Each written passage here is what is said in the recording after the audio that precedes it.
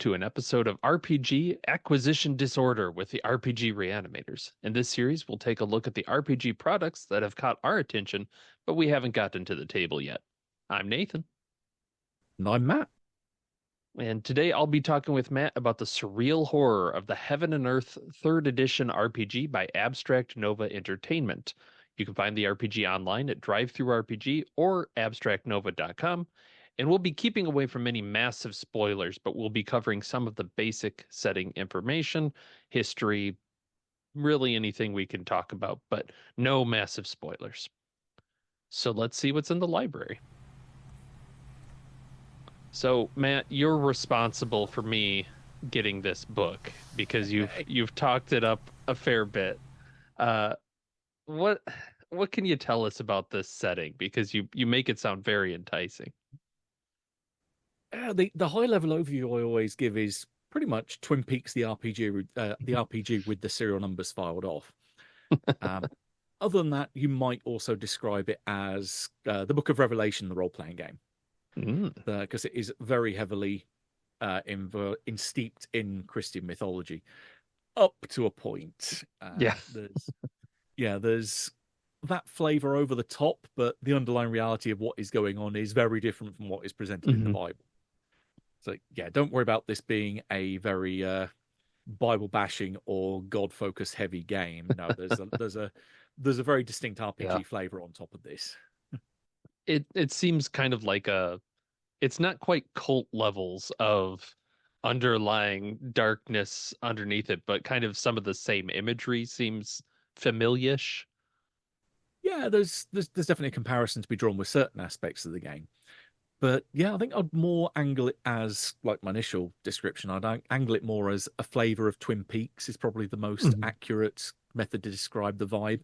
There's also a dash of maybe X-Files, or probably more accurately Millennium, for those that remember the show that spun off the X-Files. It's very much got that kind of feel to it. Okay. And this all takes place around Potter's Lake, a small town in Kansas, I believe. Yes, right? The canonical location where the game is primarily meant to be played out is Potter's Lake in Kansas, about an hour or so southwest of Kansas City.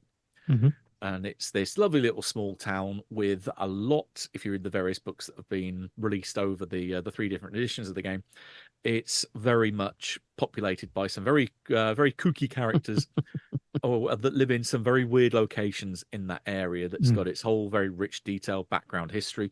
But in theory, there's nothing that says you can't set the game elsewhere, because there is plenty happening with the various different factions and conspiracies in the game that could make it globe spanning. But the real kind of crux of the game takes place in Potter's Lake, and there are very, very much reasons for that. But getting into why it's set there would be a massive spoiler. Yep. So we'll stay away from that. But I like that in the book, some of the primer things it talks about of people generally don't move away from Potter's Lake, even though they kind of recognize that it's weird.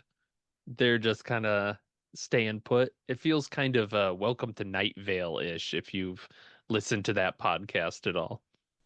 I know of it. I've not listened to it myself, but again, there's a very definite reason why certain people are drawn to that town and don't want to leave, or they try to leave but find themselves coming back for various reasons. Like one of the many NPCs detailed in the book is one such example of someone that tried to get away, but circumstance has brought him back home. Oh no, that would be terrible. Can't leave a small Kansas town. And there are in the book, they have a primer, which I like. Like they have, I believe, chapter 4 talks about the locations, but seems to be spoiler free of running through a lot of the college, the Air Force base, the lake itself, which seems important. I don't know. The lake is one of my more, I was gonna say fun places, but given what happens there is not fun at all. Yeah. At least for the kids who go in it. Yeah, lots of drownings, it seems like. Yes. Again, there's a very nice explanation for why that happens. It's buried in the details of the book. I think it's actually in a second edition book, the PDF for Welcome to Potter's Lake. that reveals the reason why things happen in the lake the way they Ah, do. But it's not actually the most central location, like the most important place in town. oh, is that a massive spoiler Hell to yeah. go into? Okay, very nice, very nice. So let's talk a little bit about the various editions here, because I have third edition now. I believe you might have some extra editions. He says, lifting everything up to the camera. Now that's the acquisition disorder promise right there, is many, many editions. Oh, Uh, yes. yeah, so third edition, it talks about how it's a complete game within it of you have everything you need for it. What kind of things does second edition, the expansions, what do they kind of bring with it? Yeah, it mainly comes down to like the structure of how you want, well, not how want you want to play the game, but also how the different publishers, because it's been through three different publishers, Hmm. how they've structured it for either marketing and trying to get more bang for their buck and so on, and get more return from it. Hmm. So the original book, first edition, everything is contained in the single volume. Okay. There's only, as far as I could tell, one review that was done of this about 6 years ago now at the time of recording. Oh wow. Yeah, it's quite a while ago. I think it was from a podcast called the System Mastery Podcast that was about 6 years ago. And boy, did they bash the hell out of this. Um, but with good reason, because if you look at it, this is very much a product of its time from the late Hmm. 90s. Comes from Event Horizon Productions back in 1999. You can evidently tell they wanted to do a series of these because the spine even has the number one on the side. Ah, Um, yep. Very reminiscent of if you've come across the old books for Mage the Ascension, when they were still doing paperbacks. Hmm. They all had numbers on the side, and then like the 20th anniversary, they've got the Roman numerals at the bottom, and they still can't get the order right with those either. Going across the bottom of all the hardbacks and the paperbacks, and then some of them do, some of them don't, and then they've forgotten the number five. And anyway, Yep. and, Spine and joist. yeah, they did want to do a supplement for this Hmm. that they even have an advert for in the back of the book. So the Welcome to Potter's Lake advert, Ah, yep. which Aspirational. yeah, which it never happened because that was Hmm. going to go into more locations in the town that the GM can use, other revealing the big secrets and so on. Yep. Which that ultimately didn't happen until the game got, or at least the rights passed to Guardians of Order. And he says, reaching for his pile. Guardians of Order released it as a two-volume collection. So you had the player's Okay. guide and the GM's guide forming this Oh, massive that's fun. book Yeah. on the front, which was one of the main things that attracted me to it in the first place was seeing that. It runs off a variant of TriStat DX, which is Oh. the main system that Guardians used. Instead of using dice, you Hmm. draw cards. Hmm. It's a nice idea, but my God, it's fiddly. It really is. That book looks like a calculus textbook I would have back in college. Yeah. Oh, especially for your first one, because also Hmm. first ed didn't run dice either. This was also purely card based. Hmm. But from memory, I mean, I haven't. I mean, I will hold my hands up and say I've never really gone through much of the Hmm. first ed book because I've played the later editions. But also been a deck of cards. But I think there's also mention of actually using a tarot deck in there as well. Oh, that makes sense. That would be kind of an interesting approach to it. Because the that idea carried through a little bit into second ed with their Hmm. tri-stack variant, where you had the single deck of cards that sat in the middle of the table was called your fate deck. Okay. And that was essentially your random number generator that when you pulled a card off it, that would be the equivalent of your dice roll. But it was then modified depending on what suit it was in connection to what attribute you were using. And this is where it Hmm. got a bit fiddly. It's kind of, I'm going to draw this card and then I'm going to spend a few minutes working out what the hell it means and Gotcha. then resolve my action. So it kind of had the problem that the old Colt editions had, where it still used its before Powered by the Apocalypse, so it's first and second ed and third ed rules, where it was you roll the dice and then everything grinds to a halt as you then try to work out what the hell Yep. this, what table this filters into, what this equates to, and so on. It was kind of a not a mood killer, but definitely it suddenly took you out of the game and it Right. removed your immersion from it. So not great. But you had that, say, central deck as your fate deck. And then the other more interesting bit, I think you could probably port into other games, is you had a Destiny deck, Hmm. which is a 52, so regular deck of cards. All 52 cards have a corresponding entry in the book that says, this is a random, very random, throwaway Yeah, effect really. that a player can play for their characters. I think everyone at the beginning of the session got one or two cards, depending on maybe bits on their sheet. I think Okay. there's one card by default. And this was a effect that could happen that you could throw in at any point to surprise the Mm. GM effectively. And I remember running sessions of it when I used to run second ed, where it was some crazy stuff that went down. Like suddenly, all one player plays this card in a scene, even though their character isn't in there, but just says, "Oh yeah, the characters is going out to the back of the van to have a look at all this tech they've got with them as like a storm chaser or ghost hunting Hmm. equipment. Yeah, all the equipment fries. Like, okay, random. Yeah, that definitely kind of seems like it would fit that surreal aspect of just like, oh, okay, now it's raining fish or something. Like, where did this come from? Well, and you know, Potter's Lake is a strange place. Oh, so strange but safe with reason. Yeah. Yeah, I like that. They do discuss a bit in the book about it has the dreamlike logic where it's strange, but it should still have that underlying reason behind it. Um, for the system, they do still use a kind of interesting difficulty increases the die, so you kind of have like a basic target number, and the more difficult the task is, the smaller degree of die you get. Do you use that usually for the system? Oh yeah, when I run this run the game, I always use third ed now because it's a much more Mhm. simple mechanic and it's quite intuitive. You get used to it really quickly. The core principle behind it is attribute plus occupational Hmm. modifier or extracurricular skill.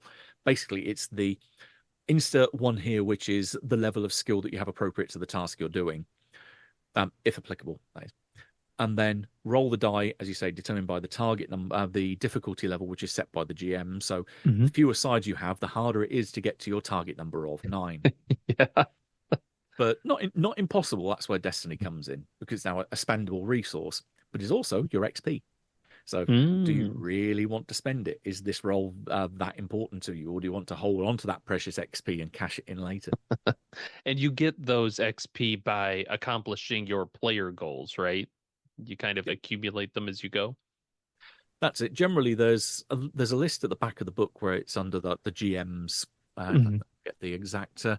The GM's GM game mastering chapter 13 of the core book, Hmm. where it goes into the criteria for awarding destiny at the Uh, end of stories, when you get to certain arcs in an ongoing campaign, or if you get your personal goals or role playing at the table. There's a whole list of examples, but yeah, the bigger thing you've achieved, the more destiny you get. awesome, awesome. So, in terms of what kind of player groups you run into, I noticed you mentioned like you could have occupations that are like pretty basic, right? You could be a plumber or you could be an expert marksman or something. What kind of character groups do you usually run this game for? Are they normal people? Are they military? Oh well, um, I kind of almost look at it like unknown armies in one respect. So the more Hmm. first and second ed unknown armies, where it splits it into street, global, and cosmic level. Okay. Because there are definitely those kind of levels that you can play this game in. It doesn't stipulate that in the core book, but you can kind of read between the lines and say that, oh yeah, this is a kind of global level conspiracy, or this is a very street level one, and so on. So it depends on where you want to pitch it. If I was doing a street level game, it would be normal people in normal occupations that you would find in your day-to-day neighborhood. Hmm. If you were looking at the equivalent of, let's say, a global level game, they might be members of one of the different either secret societies or conspiracies out there. Which I know winding back a fair number of months now, the game I ran for yourself and others, that would be a very mid level kind of Okay. that would be like the mid global level conspiracy game. Yep. So in that instance, they were members of a society that's in the second edition rulebook that didn't make it into the third ed, which is a little bit of a shame. There's some material that didn't make it from all the editions. It's almost like a filter. They got Mm. stuff. They either added stuff or took stuff away between the different editions. Yeah, I That noticed was the first edition was much thicker than third edition. again maybe for the poor choice of artwork and not so Uh, great hmm. layout and so on. That yeah, it's not brilliant. It's definitely a product of its time. But the second ed's got a much nicer layout. Not brilliant artwork. I think really it shines in third ed, where it's Yeah. got a particular style of artwork, and also again takes from a lot of artwork from the Welcome to Potter's Lake PDF book that they put out. Mm. So that was around the time I believe Guardians of Order folded. They didn't get to print the book, so they released it as a PDF. I But see.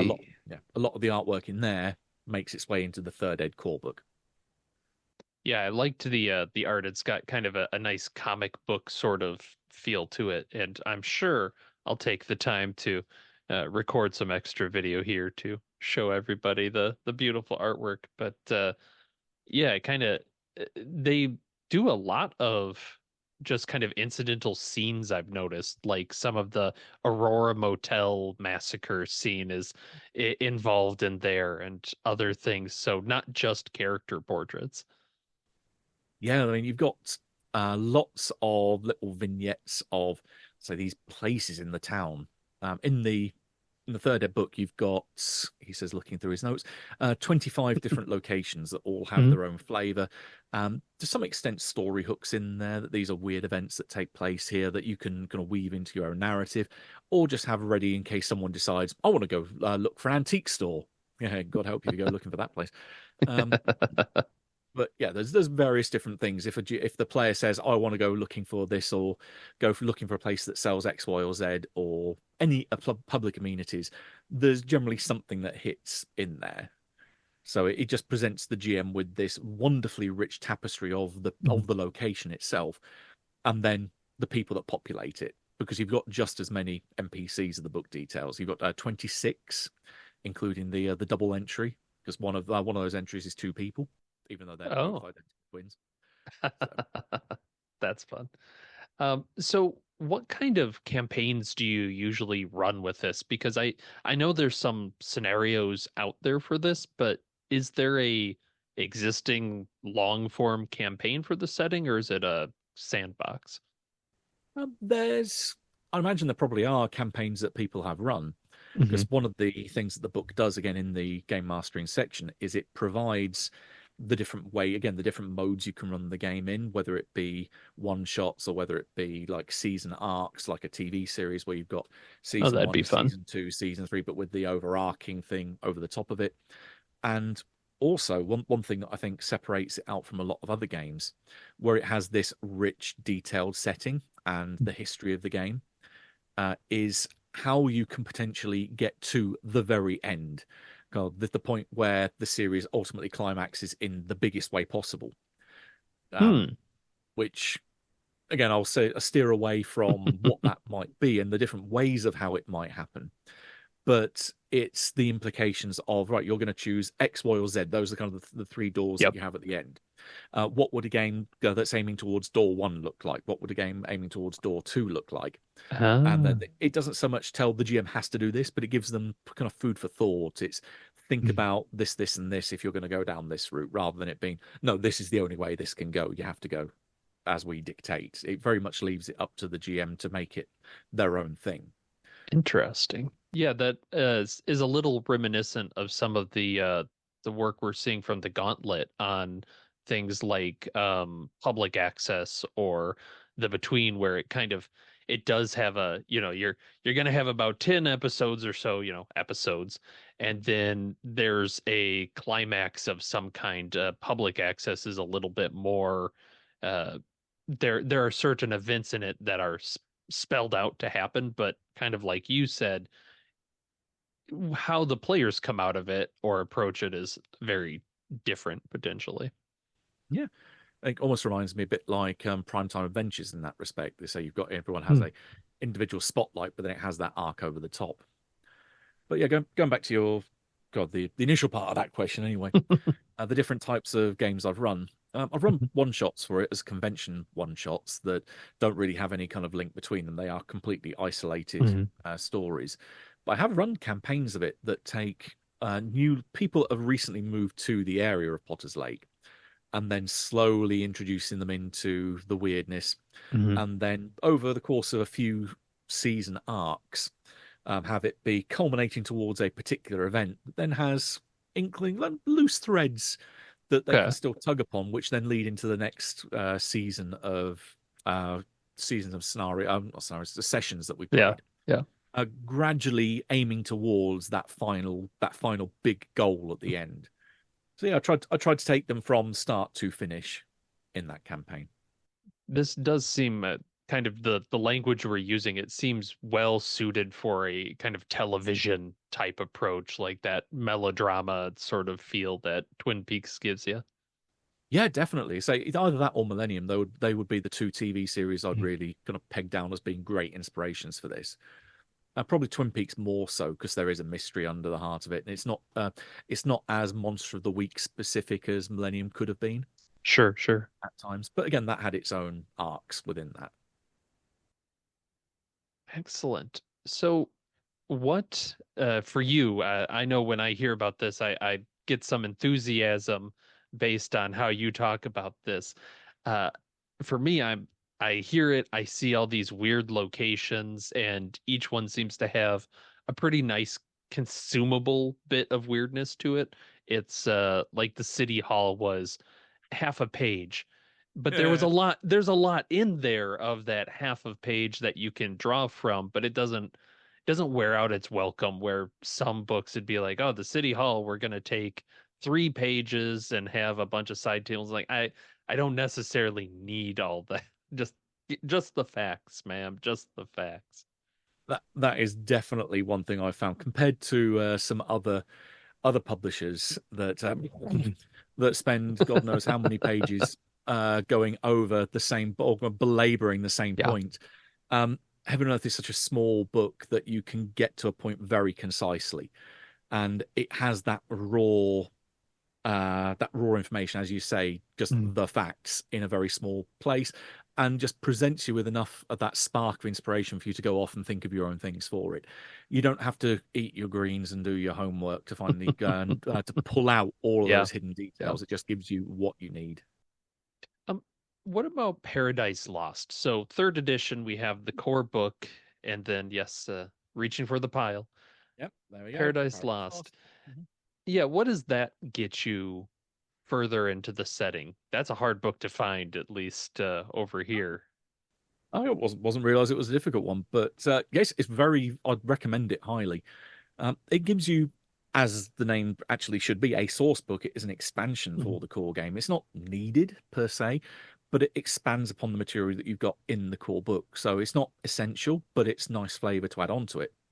Like, there's now that he says that, thinking of one particular thing that's in there, I would have thought it's Mhm. something they should have included in the core book Mhm. because it relates to a particular NPC that has probably the biggest bar one impact upon the history of the town, and it gives a lot more of their background, I see. which is quite helpful.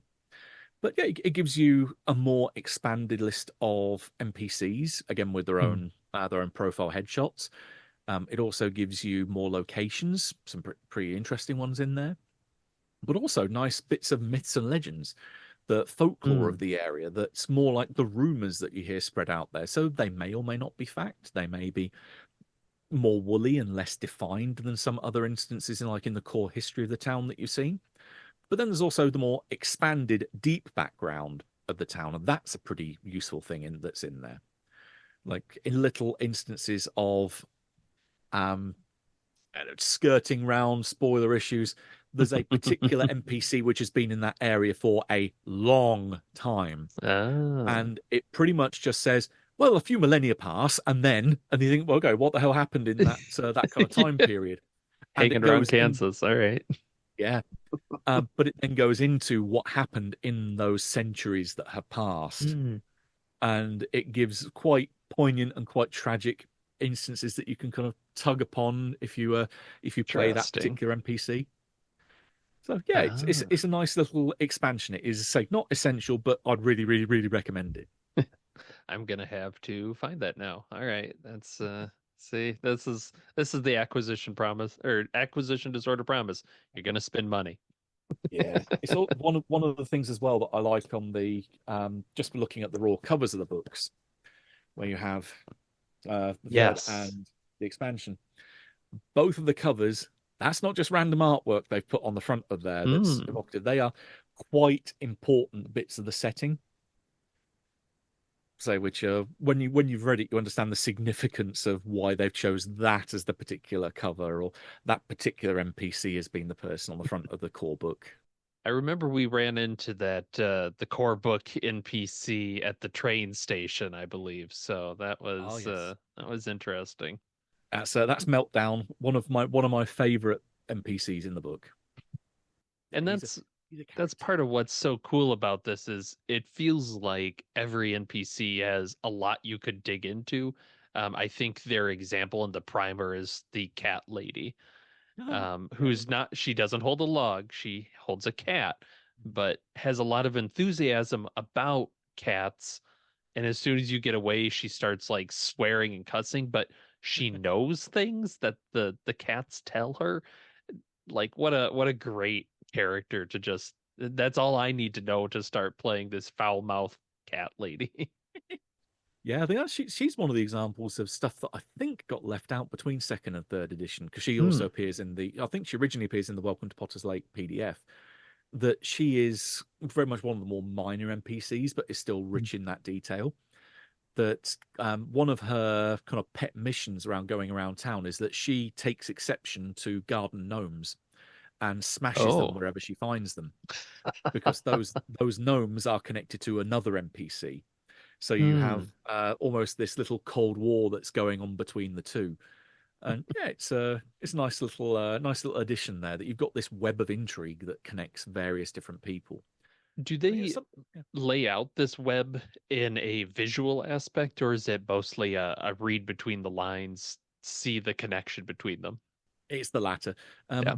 The more you read the book and you go over some of the older editions, you then start to put together this web in your mind, and that you start seeing, oh, so this is how this pattern works, and you can almost Yeah. get out your cork board and start putting out your lines of red twine. Yeah, That sounds fun. That to me makes me think I'd want to do a Twin Peaks sort of thing where you have the players come in as maybe outsiders or something and need to solve some murder mystery of some kind. yeah. This is why I like the Red Tie Division so much. That's the organization that we had for Hmm. the one shot around for you guys. That is very much the reason to get people from outside the town to Yeah. come into it. Otherwise, the default mode is you're playing people that have recently moved to the area, Mm. which maybe can get a little bit repetitive if you've done it one too many times. But Sure. there's loads of different ways you can do it. But yeah, getting for people that are fresh out of the gate and don't know anything about the setting, then I always use the red tie setup as a great way to throw them headfirst into the weirdness, rather than slowly ratchet it up after you've Yeah. moved into the area. But, Yep, yep. Kind of starts you out at that like second tier of mhm. stuff because I didn't feel like we skirted around the weirdnesses. I think we started pretty strongly with like, oh yeah, it's something quite strange is going on here. Yeah. But to provide some context for the listeners and watchers out there, the scenario that I had there had six pregens Mm. provided, and each one of them had contact in their backgrounds with one of the particular types of weirdness in the overall setting. So this isn't probably spoilers as such for folks out there, especially if you're interested in getting more about the game. You had one that had contact with a possessed a Goetia that had possessed a kid.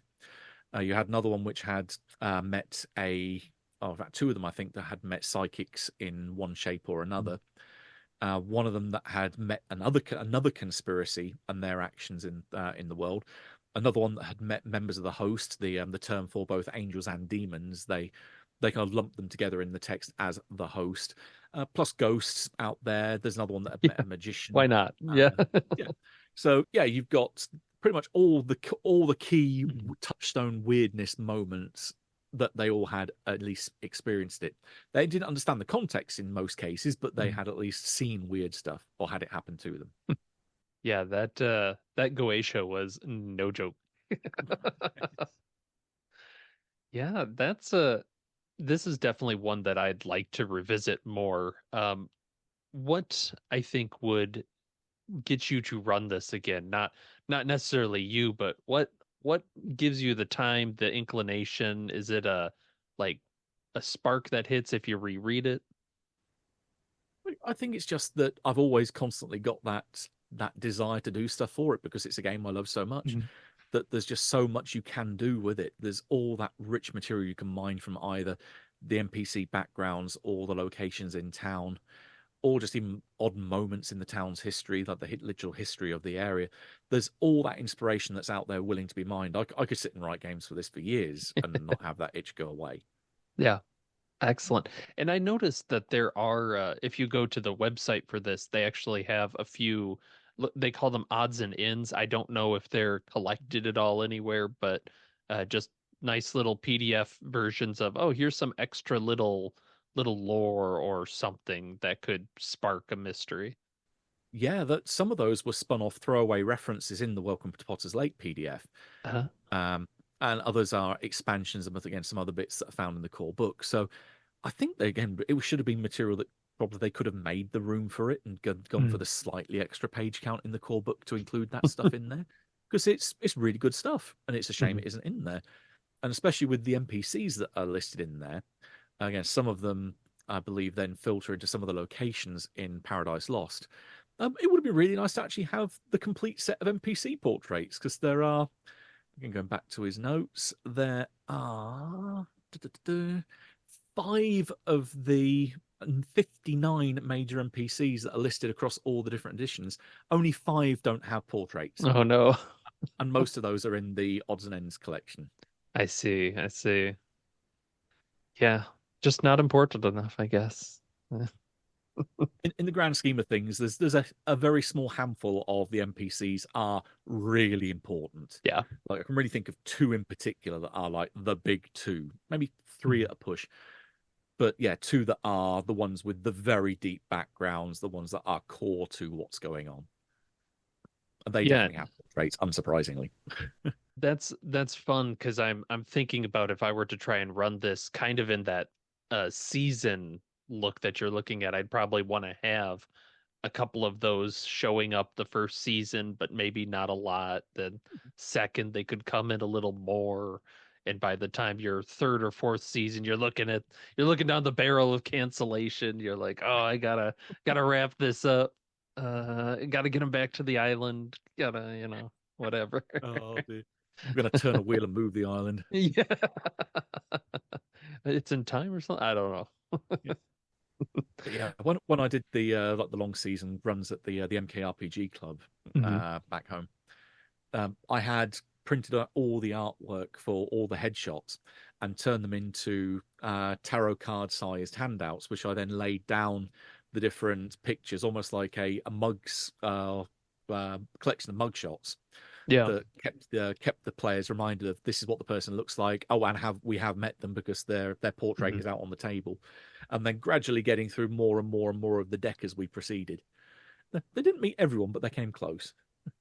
That to me, I'd want to laminate and have a little notes field under them so that they could, if they were in person, physically do like a little note board of, okay, what's this person dealing with this person? Wait, we realize she deals with garden gnomes. Write that down. Write that down. Oh, look, that other person over there, garden gnomes. Write that down, right? Mm. There's also some very nice again if you look for little hints, the Mhm. artwork of the Mhm. characters in those portraits, there are very subtle details that give you a lot of info if you then obviously know about the characters' backgrounds. Like Aniji, the bartender at Deek's Bar and Grill, is pictured with having one digit missing on one of his fingers. Kyle and Lucas Wolf, one of them has this little mark that goes across their throat, across their voice box, which you then realize Mm. he can't speak. That's why he's mute, or maybe why he's mute. Sharon, who's got this Sharon Gallagher, who's got this scar running down one side of her face that she doesn't like to talk about, and maybe probably the biggest one, which I'm blanking on his name. Uh, Is it the police officer? yes, Yeah. uh, yeah. There's the one of Quinn Harper. I think it's Quinn Harper. Yeah, the cop, very much the kind of the rookie of the team. Quinn Harker. Is there you go. There he is. Yeah, has this kind of very confident and assertive kind of shadow in the background, and then the other one is a bit more skittish. Yeah, he's got multiple personality disorder. It's representing his different personalities, which it's those little bits here and there that I thought were very subtle but very very well done. Yeah, they're memorable, which is one of the reasons I'm very tempted to finish reading this and start running it because they are everybody you run into is very unique. In our playthrough, we ran across him. We ran across another person that I'm pretty sure was a ghost. Uh, Oh, yeah, we that would ran be across the the bartender. Yeah. yeah, that'd be the lady dressed in the '60s Yes. clothing. Yes, she Yes. is. Yes. And just a lot of like, oh yeah, that is someone that I could see doing a whole scenario around, and it's pretty good inspiration for all of these. Like I don't feel like you need a ton written up for these to come up with some sort of research or task for people to do. Yeah, it not quite writes itself, but there's certainly enough there's enough material there that should spark immediate connections to get you thinking about. Oh, you can if I want a scenario set at this location, like one that I've done previously as a convention scenarios. I've done one set around the Kane house, Hmm. which I'm not sure if you've read that location yet. Or... Is Kane one of the people that founded the town? No, no, he's that's Trist is the main Ah, founder of the main kind of the leader of the gang that got the town its charter back on the centenary of the US. a gang. But, There you go.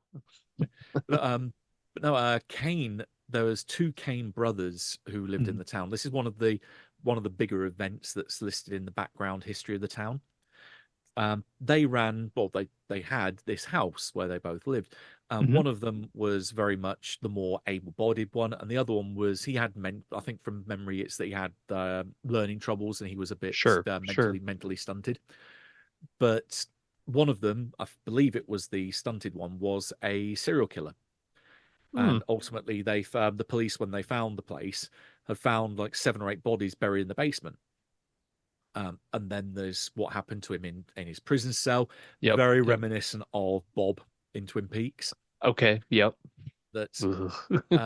then, but that house afterwards got a bit of a reputation as being maybe haunted and kind of shunned.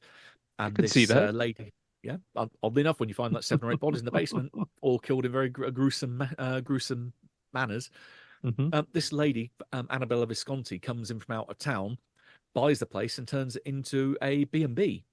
Oh. And her shtick is that she can see ghosts.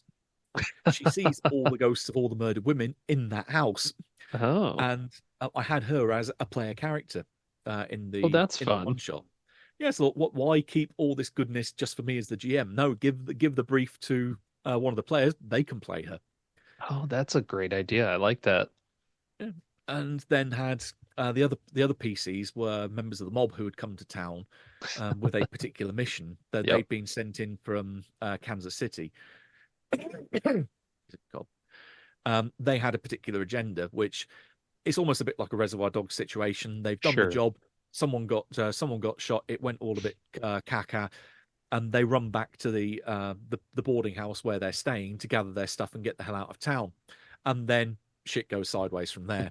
So they're stuck in a haunted house with the Yep. police all outside pointing guns at them, and stuff just keeps getting worse and worse and worse. Oh, that sounds like a lot of fun. And one of the players gets to be like, "Oh, step aside. You're standing in Lauren or she's right there." So I think we've talked a little bit about highlighting kind of the coolness of the characters and stuff. Is there anything, if you were running this tomorrow, anything you'd take out from the third edition? Ooh.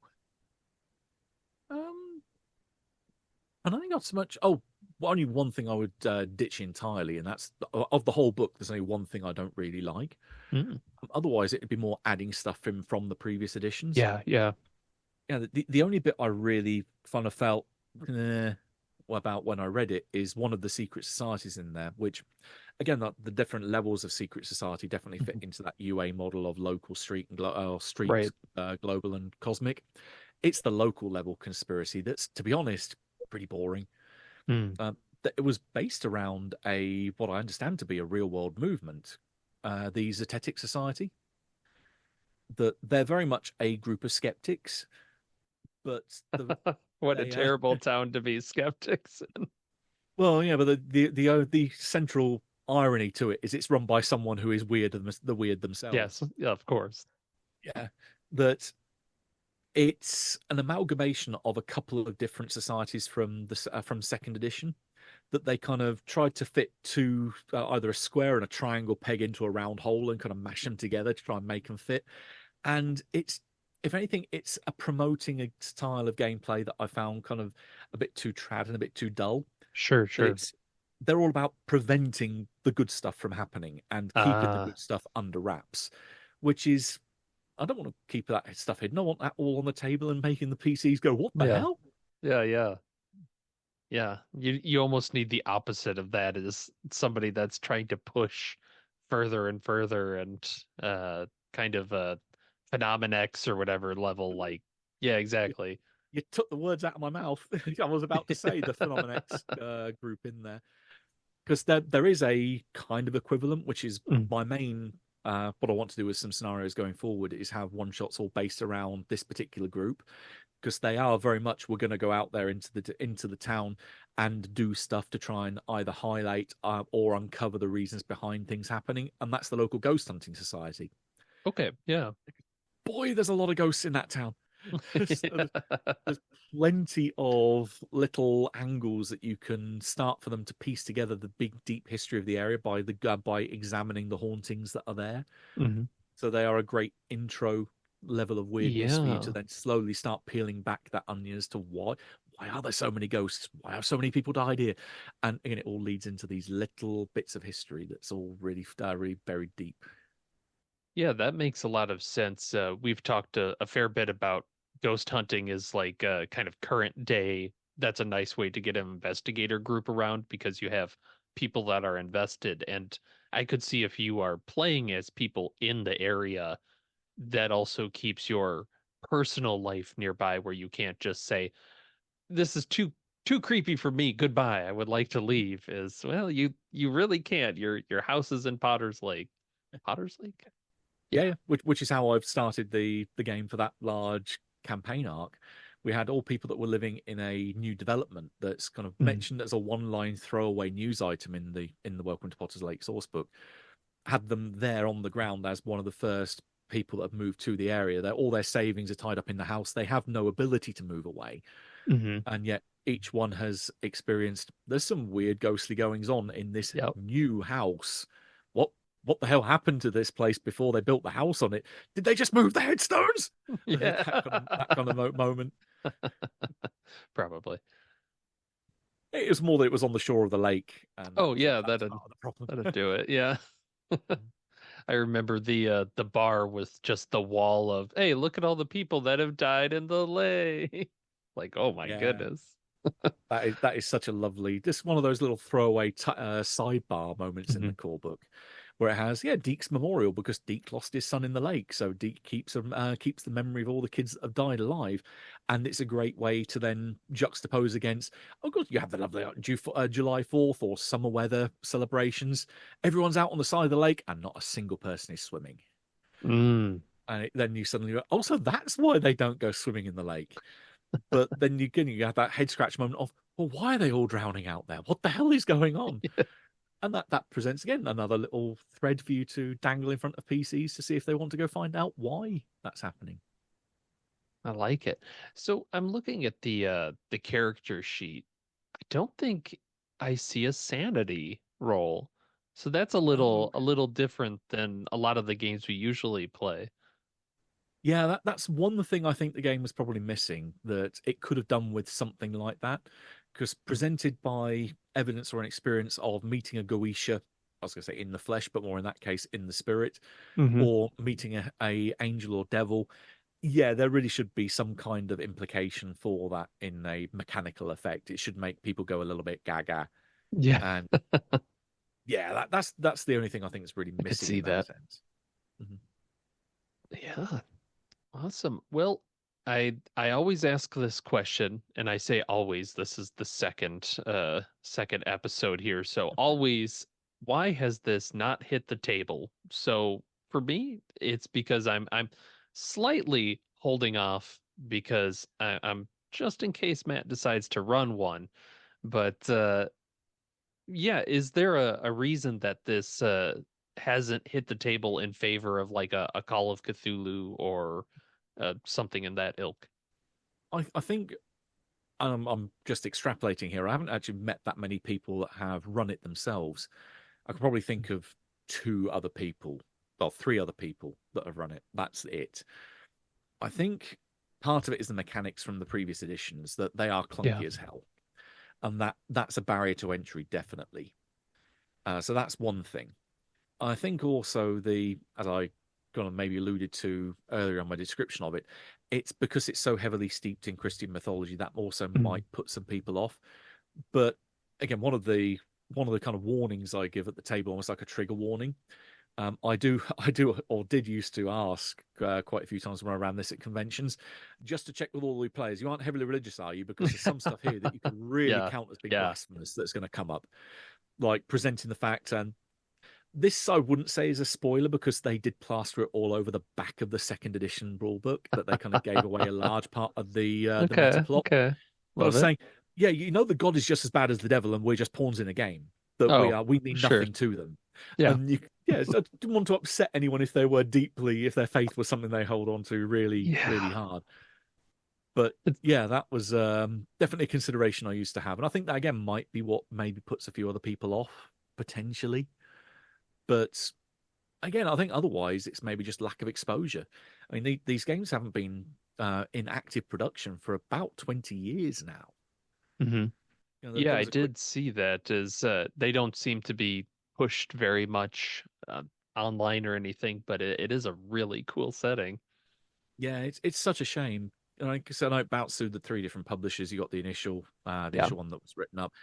I think it really, when it started to shine, is when it got to Guardians of Order, when they actually start to make those two core Yeah. books for it, which carried over a lot of the kind of the setting and mythology of the game into a more accessible format, just again with the clunky as hell mechanics. But again, it tried to keep in the spirit of the first ed by Right. having used cards. But where it really shines, I think, is where say you got to third ed, but it's even then it's a very small publisher in comparison to other Yes. RPG publishers out there. I think it's just lack of ability to get exposure out there, which is such a shame. And maybe on a physical level, because it is such a small book, it doesn't have that kind of physical Yeah. gravitas that something like a picking one out of the a massive core book or slipped double volume slipcase like Delta Green might have with Yeah. its production values and its such physical aesthetic and look. That it is a very slender volume, and with one very slender supplement alongside it, it can easily get lost amongst other things that stand out more on a shelf. Yeah, and that's too bad because I could see a nice like box set of, you have this, you have the expansion, maybe a map, the little Uh, character things, the pictures that you mentioned. Like I could see that doing quite well, especially with the success of Cult and everything kind of in that like religious horror kind of sphere. But the this seems a little less intense than Cult, perhaps. Oh yes, it's definitely a less intense game. But the map I know from the various forums that I've been on and lurked on for many years while I've been running this, Mhm. that's definitely been a bit of a bone of contention because you have so many different Yeah. locations that are detailed in the core book, and they only really make reference to each other in. Oh well, Deeks is on the at the end of this road, in between the paper mill and St Anselm's College on the other side of the road, and like, oh, the airbase is at the end of the junction at the end of the road from there. It's only ever referenced in relation to other places. So if you read Interesting. Yeah. If you read all of them, you can then start to put together this picture in your mind, but it doesn't quite make sense. It's like Mhm. describing a oh yeah, there's like a square castle there with a tower at each of the five corners. Yeah. It's yeah, certain bits of it not maybe contradict each other to a point, but it certainly is a weird landscape it paints. But I think the thing that was the general consensus was while we would have liked a map, it also means that you are setting in stone everything that's in the town. You can't make the town your own.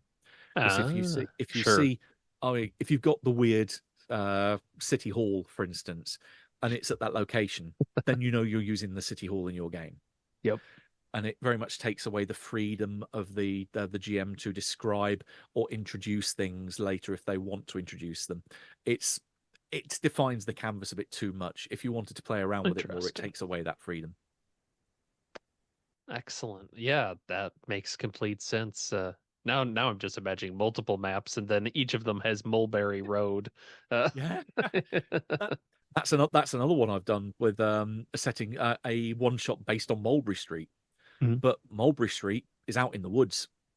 Ah, It's this little piece of time. It's because in the flavor of the game, Mulberry Street is a bit of a joke for the local residents. Like when they say, "Oh yeah, you obviously took Mulberry Street because it's this road that doesn't exist anymore." yeah. So you're late. It's You took Mulberry Street. yeah, you took this place between I can't remember. There's two roads either side of it that it Mhm. mentions in the canon as being. It was once upon a time situated between there. Certain maps have it on, certain maps don't. But I in the one shot I came up with is that a magical experiment went wrong there and took Ah, that street out of space and time, and it became a pocket of space and time out in the woods. So that you have a group that go out from the university going looking for the frog pond, another location that's out in the woods, and they run across a set what looks to be a cul-de-sac right out of the 1960s in the middle of the dense forest. I like it. That's yeah, that's the kind of surreal kind of feel that is seems like it's in this pretty heavily. Oh yeah, I think they class it as a game of surrealism and absurdity for a good Hmm. reason. All right. Well, thanks for talking about heaven and earth so much. This is just whetting my appetite to delve into those final chapters of the book and maybe spoil I'll hold off on a little bit longer, but Yeah, oh, the chapter to avoid if you want to have a look at the third ed book, don't read the Revelations chapter, chapter yes, 6. yes. I do That's like that definitely they the one. split that because you can actually give out the primer and everything to players without spoiling anything. Like I think online their primer is just chapter 4. Yeah, It just talks about the lake. yeah. The way I've done it in again convention scenarios is I've put together a truncated version of that Mm. where it has here's the history of the town. It's just literally entitled "Welcome to Potter's Lake." Here's a history of the town, and here's a whistle stop tour of what I would consider to be the key locations that most folks that are new to the area would be aware of, Yep. and left out all, but not say all the weirdness, but all the key bits of plot hooks from them, and just presented them like, oh yeah, here's the old school. Yeah, it closed down a few years ago. Not talking anything about the fact that local kids go there to commit suicide or anything, but just saying, yeah, Yeah. there's the old Yeah. school that was Yeah. here. Hmm. The grocery store. It's just a grocery store. Don't worry too much about it. It's still standing, hasn't been hit by a tornado for the second time. Don't worry about the ghosts in the freezer aisle. It's Yeah. all good. Yeah. Yeah. Just maybe get your yogurt and get going. Yeah. That's the key there. All right. Is there anything else you'd like to mention about heaven and earth before we wrap up? Yeah, I think just reiterating, I think that if those of you that are interested in going into this kind of wholeheartedly and devouring the third ed book, I would highly recommend going out and tracking down the second ed supplements as well. In Hmm. particular, Welcome to Potter's Lake that I've mentioned a few times. That it really expands a lot of the details that you'll find in the Revelations chapter, and gives those little bits of extra inspiration and kind of seeing where certain ideas developed between the two editions and the stuff that was still almost written, but you could almost read between the lines in third ed, but it kind of spells it out a bit more. All right, and I'll try and include as many links as I can find to any of these out and about. We'll see with the different publishers and stuff. I'm sure it's an interesting expedition to find some of these some of these expansions. Turn you into some bibliophiles, and yeah, definitely go and track some down. Will be a bit of a mission, but a fun and rewarding one if you can find them. Yeah, it feels like it kind of ties into this, right? As you're searching for the history of Potter's Lake in real life. Indeed. All right. Well, thanks for listening to a another acquisition disorder episode with the RPG Reanimators. We hope that this brief examination of the Heaven and Earth system sparked some interest. Be sure to check out the show notes on where to find the games we talked about today. Join us on Discord to chat with us and other gamers, and find the RPG Reanimators podcast on your podcast app of choice. We'll see you next time with our next batch of ill-advised purchases. Thanks for listening. Be sure to check out the RPG Reanimators podcast for horror scenario reviews, interviews, gaming discussions, and more.